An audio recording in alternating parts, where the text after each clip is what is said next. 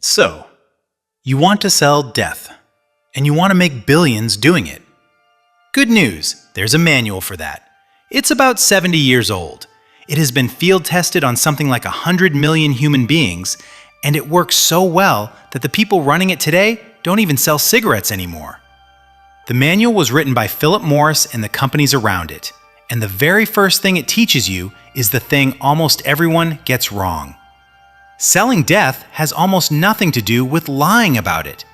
We all know the story we like to tell ourselves. The tobacco companies hid the science, lied about the cancer, got caught, got fined. The end.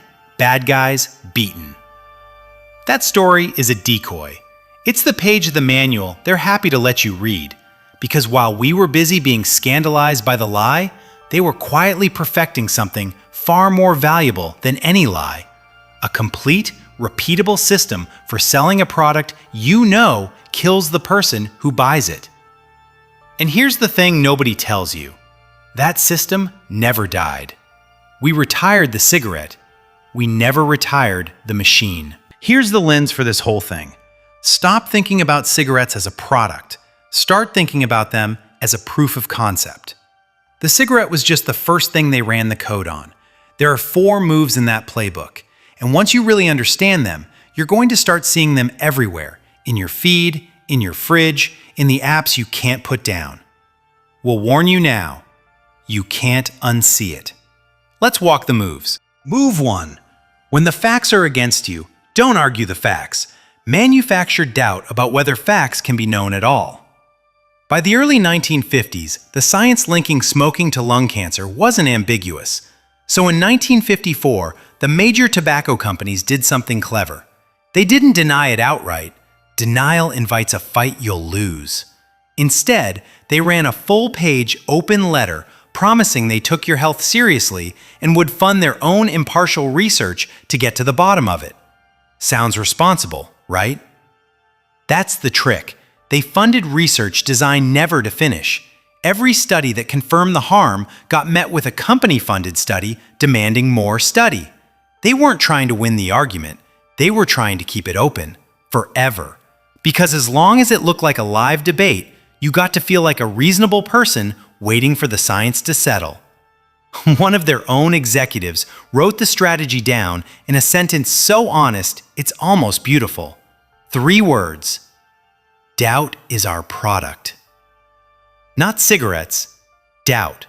They understood they were in the business of selling you permission to keep doing the thing you already wanted to do. Move 2 is, we think, the single most underrated act of marketing in the last 100 years.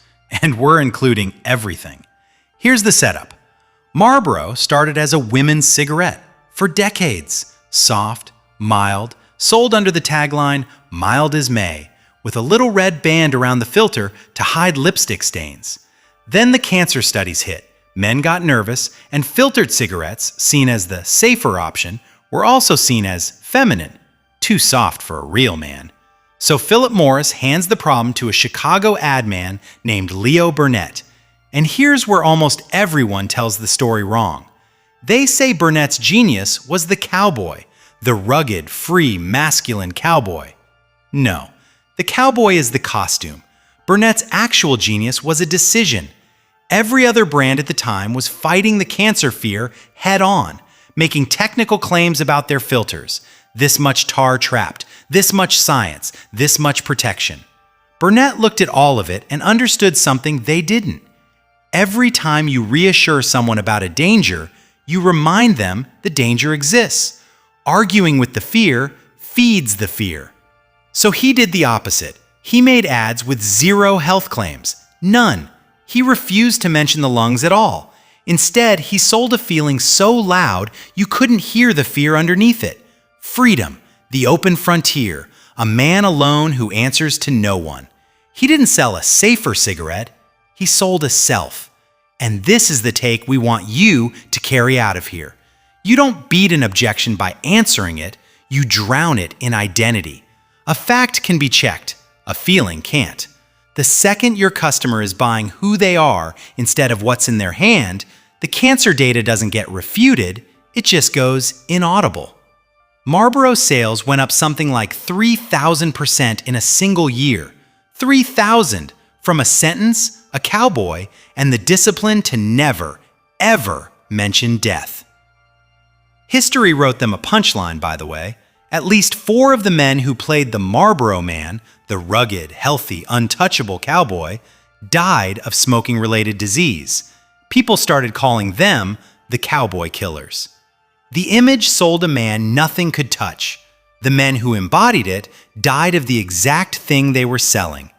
And that gap between the feeling and the fact, that gap was the entire product. Move 3.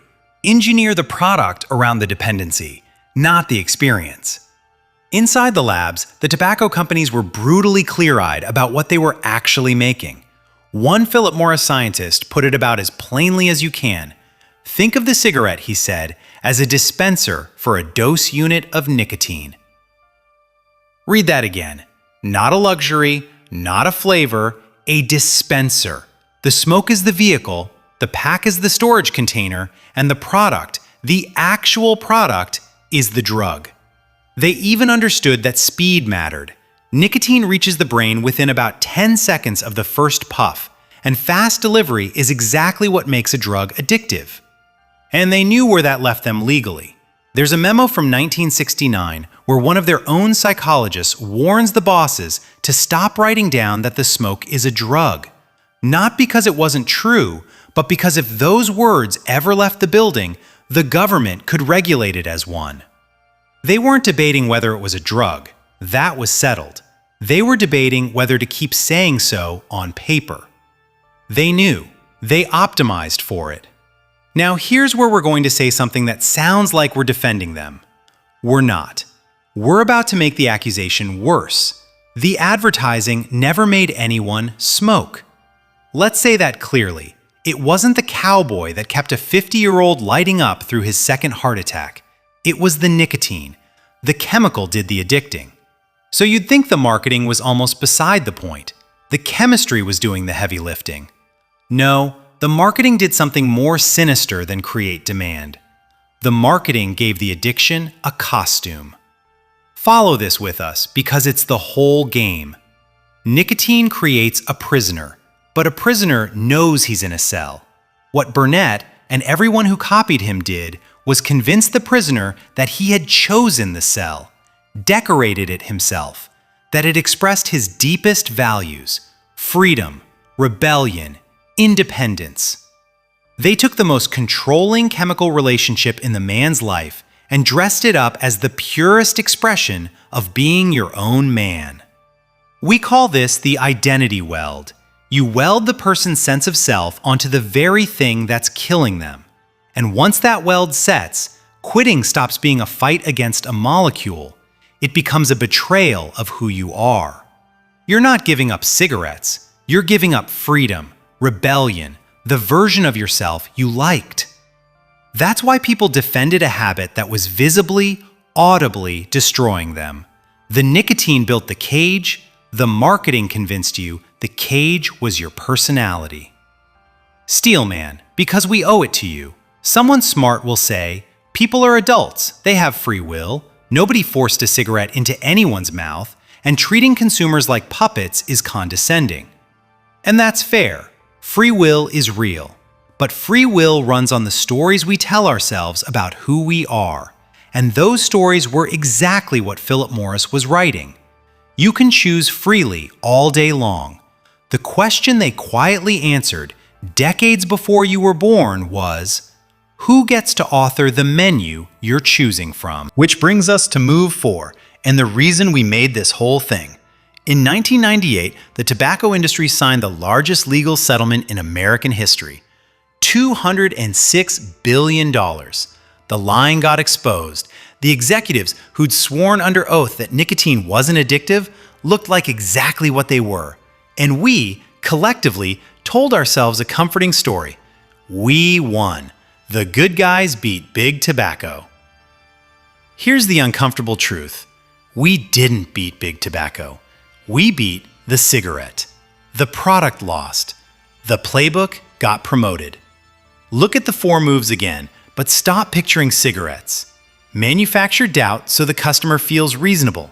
Sell an identity so loud the harm goes inaudible. Engineer the product around the dependency, tuned to the speed of the dopamine hit. Weld the whole thing to the customer's sense of self so quitting feels like self-betrayal. Now tell us that's not a description of the slot machine in your pocket. The feed, engineered like that 10-second nicotine hit for the fastest possible dopamine delivery. The vape, sold to teenagers in fruit flavors with a "you're in control" story bolted on top of the addiction. The betting app that reframes losing your money as entertainment and casts the gambler as the hero of his own freedom story. The food, tuned in the lab to a precise bliss point and sold to you as comfort, as reward, as you deserve this. Every one of them is running a fork of code that Philip Morris wrote first and proved works. The villain didn't lose the trial. The villain wrote the textbook, and everybody profitable is studying it. So here's where we'll leave you, and we want you to actually do this one. The most honest product on earth might have been the cigarette, because at least in the end, it admitted it was a cigarette. It looked like death. It smelled like death. Your body told you the truth every morning. The new versions don't even give you that. They glow softly. They feel like connection. They feel like you. Look at the thing you reach for when you're bored or anxious or alone. The thing you've told yourself you could put down anytime. And don't ask whether it's bad for you. That's the wrong question. That's the question they want you stuck debating forever. Ask the other one. Ask, did I choose this? Or did someone, a long time ago, figure out how to weld it onto who I think I am and write down the instructions? Because the instructions still work. That's the part that should keep you up. Philip Morris understood something true about human beings, that we will defend to the death anything we've mistaken for our own identity. And they understood it before you were born, and they were right, and nobody has repealed it. It's why you're holding your phone the exact way you're holding it right now.